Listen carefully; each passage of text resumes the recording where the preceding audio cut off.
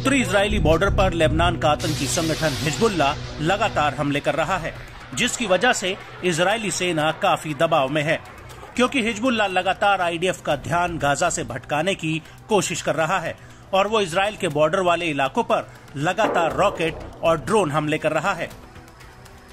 और अब इसी कड़ी में हिजबुल्लाह ने दावा किया है कि उसने इजरायल के बिरकत रिशा इलाके में तैनात इजरायल के जासूसी उपकरण पर सीधा हमला किया है, जिससे वो पूरी तरह से मिट्टी में मिल गया। इस हमले के अलावा हिजबुल्लाह ने इजरायली सेना के कई अन्य ठिकानों पर भी हमले किए हैं।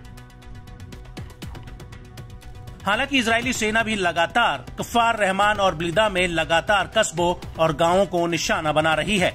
हिजबुल्लाह के हमलों के जवाब में इजरायल ने तुरंत हमले किए। इजरायल ने किरियत शमोना और युवाल इलाके में लेबनान की तरफ से हो रहे हमलों वाली जगहों की पहचान की और फिर उन पर जवाबी हमला किया। इसके अलावा आईडीएफ के एक लड़ाकू जेट ने मारून अल रास, कफ्रकेला और खियम में हिजबुल्लाह के सैन्य ठिकानों पर एयर स्ट्राइक की है। वहीं दूसरी तरफ आईडीएफ के टैंकों ने भी दक्षिणी लेबनान के ज़ेब्बैन इलाके में गोलीबारी की है।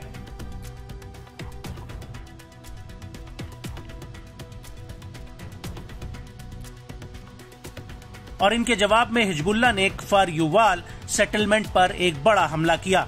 यहाँ पर इजरायली सैनिकों का एक जत्था एक इमारत के भीतर तैनात था। हिजबुल्लाह का कहना है कि उसका हमला एकदम सटीक रहा, वो सीधे इमारत पर हुआ। हिजबुल्लाह ने यह हमला लेबनानी गांवों की रक्षा और आम नागरिकों के घरों पर हो रहे हमलों के जवाब में किया है, जिन पर इजरायली हमले का आरोप है। इसके अलावा हिजबुल्लाह ने इजरायल के रोशत अल आलम और सुमक्का सैन्य अड्डों पर हमला किया है। हिजबुल्लाह का आरोप है कि शेबा फार्म्स में ये इलाका लेबनान का है, जिस पर इजरायल ने कब्जा किया हुआ है।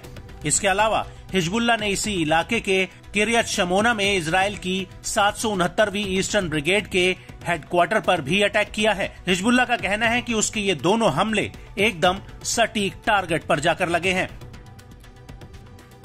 आपको बता दें कि इजरायल और हिजबुल्लाह के बीच लगातार पूर्ण युद्ध के हालात बनते जा रहे हैं और इजरायल ने हाल ही में लेबनान में कई ड्रोन हमले किए हैं, जिसमें हिजबुल्लाह और हमास के बड़े कमांडर मारे जा चुके हैं।